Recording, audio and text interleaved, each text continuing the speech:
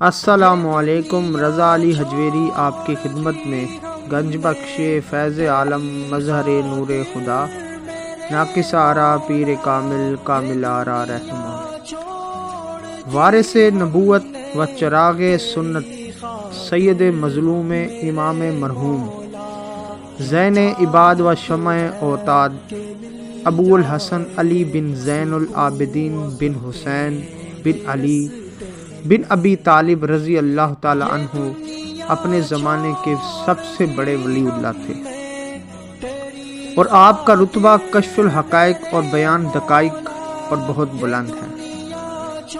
آپ سے کسی نے پوچھا کہ سعید ترین انسان کون ہے، تو آپ نے فرمایا وہ شخص جو جب راضی ہو تو باطن پر راضی نہ ہو، اور جب غصہ کرے تو اس کا غصہ اس کو حق سے خارج نہ کرے۔ اور یہ حق پرستوں کا کمال ہے کہ باطن کی پیروی بھی باطن، اور غصے میں آ کر حق سے دست بردار ہونا بھی باطن ہے، اور مومن باطن کو پسند نہیں کرتا۔ روایت ہے کہ حضرت امام حسین علیہ السلام کے بچوں کو میدان کربلا میں شہید کر دیا گیا، تو ان کے سوا کوئی زندہ نہ بن سکا، کیونکہ اس وقت حضرت امام زین العابدین رضی اللہ تعالیٰ عنہ بہت علیل تھے۔ حضرت امام حسین رضی اللہ تعالیٰ عنہ ان کو علی اصغر کہا کرتے تھے، اور جب اہل بیت کو ننگے اونٹوں پر یعنی بغیر کجاوا کے سوار کر کے یزید بن معاویہ، خدا اس کو رسوا کرے نہ کہ اس کے والد کو، کے پاس لے گئے، تو کسی نے آپ سے پوچھا کیا اہل بیت آپ کا کیا حال ہے؟ تو آپ رضی اللہ تعالی عنہ نے جواب دیا کہ ہمارے ساتھ وہی سلوک ہوا جو موسیٰ علیہ السلام کی قوم کے ساتھ فرعون نے کیا تھا، یعنی ان کے بیٹوں کو ذبح کر دیا گیا اور ان کی بیٹیوں کو زندہ رکھا، اور ہم اس قدر مصیبت اور بلا میں مبتلا ہیں کہ نہ دن کا پتہ ہے نہ رات کا، اور ہم سب اس نعمت پر شکر ادا کرتے ہیں اور اس کی مصیبت پر صبر اختیار کرتے ہیں۔ ایک دفعہ خلیفہ ہشام بن عبد المالک بن مروان حج کو گیا، تو طواف کے دوران اس نے حجر اسود کو بوسہ دینے کی کوشش کی، لیکن ہجوم اس قدر تھا کہ وہاں تک پہنچ نہ سکا۔ اس کے بعد اس نے منبر پر بیٹھ کر خطبہ شروع کیا۔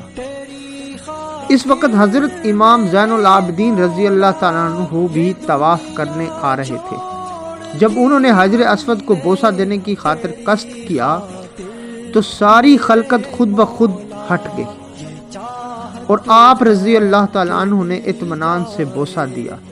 یہ دیکھ کر بادشاہ کے ایک مصاحب نے کہا، اے ہشام، تجھے کسی نے حجر اسود تک پہنچنے نہیں دیا۔ بادشاہ تو وہ ہے جو خوبصورت نوجوان جس کے سامنے ساری خلقت خود بخود ہٹ گئی۔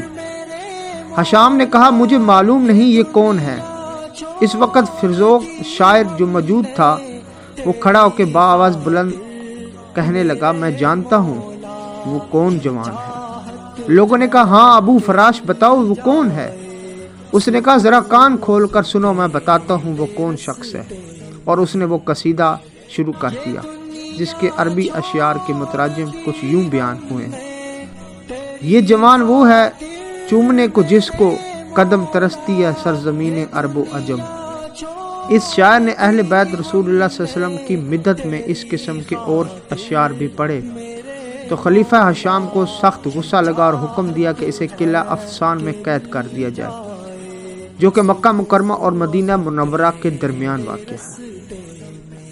جب اس بات کا ذکر حضرت امام زین العابدین کو لگا تو آپ نے فرزوق شاعر کے پاس 12,000 درہم ارسال فرمائے اور یہ بھی کہلوا بھیجا کہ ہمیں معذور رکھنا، اس وقت ہمارے پاس اس رقم کے سوا کچھ بھی نہیں تھا۔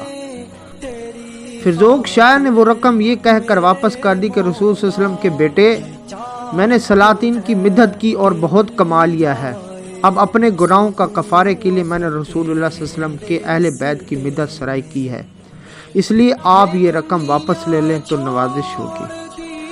جب حضرت زین العابدین کو یہ پیغام ملا تو آپ نے کہلوا بھیجا، اگر تمہیں ہمارے ساتھ محبت ہے تو یہ رقم قبول کر لو، کیونکہ ہم جو کچھ اپنی ملکیت سے خارج کر دیتے ہیں اس کو واپس نہیں لیتے۔